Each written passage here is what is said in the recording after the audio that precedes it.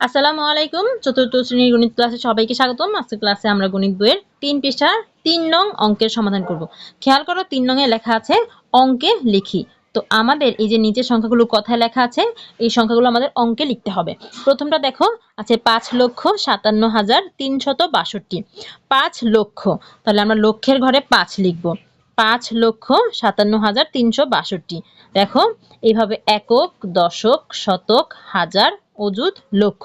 লক্ষের ঘরে লিখব ৫, ৫ লক্ষ, তারপর ৫৭,০০০। ৫৭,০০০ কিভাবে হবে বলো তো? হাজার আর অযুত এই দুই ঘরে মিলিয়ে ৫৭ লিখতে হবে, তাহলে হবে ৫৭,০০০। তারপর ৩৬২, এই যে শতকের ঘরে ৩ আর ৬২ আমরা লিখে দেব, তাহলে কত হলো?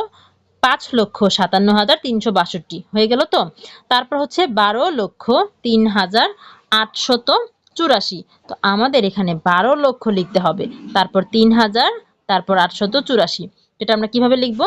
১২ লক্ষ, আমরা দেখো এইভাবে ১২ লক্ষ লিখে ফেলবো। এটা হচ্ছে নিযুতের ঘর, এটা লক্ষের ঘর, তাই না?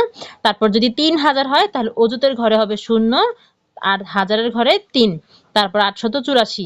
এই যে ৮০০ মানে শতকের ঘরটা আর ৮৪ আমরা লিখে ফেলবো।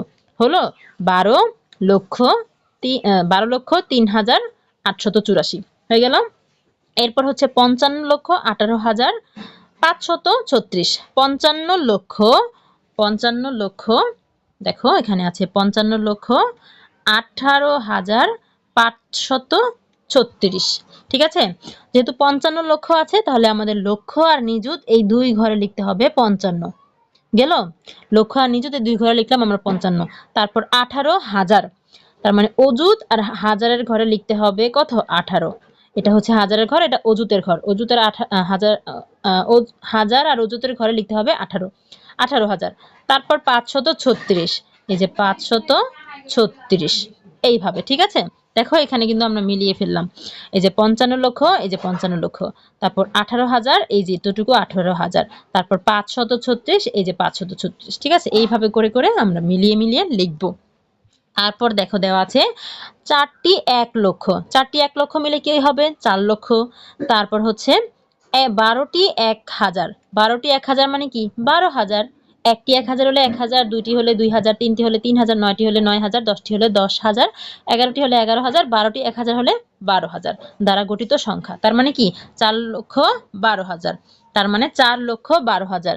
লক্ষের ঘরে ৪ আর ১২,০০০, তাহলে অযুত এর ঘরে হচ্ছে ১, হাজারের ঘরে ২, ১২, আর বাকিগুলো শূন্য দিয়ে ভরাট করে দিব।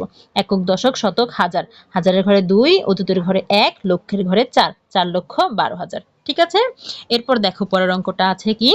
পরের অঙ্কটাতে আছে ১৮টি ১ লক্ষ। ১৮টি ১ লক্ষ মানে কি? একটি ১ লক্ষ হলে ১ লক্ষ, দুইটি হলে ২ লক্ষ, নয়টি হলে ৯ লক্ষ, ১০টি হলে ১০ লক্ষ, ১১টি ১ লক্ষ হলে ১১ লক্ষ, এভাবে ১৮টি ১ লক্ষ হলে ১৮ লক্ষ। ১৮ লক্ষ। তারপর হচ্ছে ৭৩টি ১,০০০। যদি একটি ১,০০০ হয় তাহলে ১,০০০, দুইটি ১,০০০ হলে ২,০০০, ১০টি হলে ১০,০০০, ২০টি ১,০০০ হলে ২০,০০০, ৭০টি ১,০০০ হলে ৭০,০০০, ৭১টি ১,০০০ হলে ৭১,০০০, এভাবে ৭৩টি ১,০০০ হলে ৭৩,০০০। ঠিক আছে, ৬টি ১০০। একটি ১০০ হলে ১০০, দুইটি ১০০ হলে ২০০, ৬টি হলে ৬০০। তারপর ৩৪টি ১, ৩৪টি ১ মানে ৩৪ দ্বারা গঠিত সংখ্যা কি হবে? তার মানে এটা হলো ১৮,৭৩,৬৩৪, তাই তো? তো আমরা এটা লিখে ফেলবো ১৮ লক্ষ, অর্থাৎ নিযুতের ঘরে ১ আর লক্ষের ঘরে ৮, ১৮ লক্ষ। তারপর ৭৩,০০০, অর্থাৎ অযুতের ঘরে ৭ আর হাজারের ঘরে ৩, ৭৩,০০০। তারপর ৬০০, অর্থাৎ শতকের ঘরে ৬ আর ৩৪, অর্থাৎ দশকের ঘরে ৩, এককের ঘরে ৪। এই হলো ১৮,৭৩,৬৩৪। বুঝতে পেরেছো? দেখো এই যে ১৮,৭৩,৬৩৪, তার মানে আমরা কি বুঝতে পারলাম? লক্ষের জন্য ২টা ঘর আছে, হাজারের জন্য 2টা ঘর আছে, আর এটা তো আমরা জানি। হাজারের 2টা ঘরের নাম কি? একটা হচ্ছে হাজার, একটা হচ্ছে অযুত। লক্ষের 2টা ঘরের নাম, একটা হচ্ছে নিযুত, একটা হচ্ছে লক্ষ। ঠিক আছে, এইভাবে করে আমরা মিলিয়ে মিলিয়ে লিখবো। আশা করি বুঝতে পেরেছো। দেখো আমরা কিন্তু সবগুলো অঙ্কের সমাধান করে ফেলেছি। দেখা হবে পরের ক্লাসে। পরের ক্লাসে আমরা নতুন পৃষ্ঠা থেকে আলোচনা করব। ততক্ষণ পর্যন্ত সকলেই ভালো থেকো, সুস্থ থেকো। আল্লাহ হাফেজ।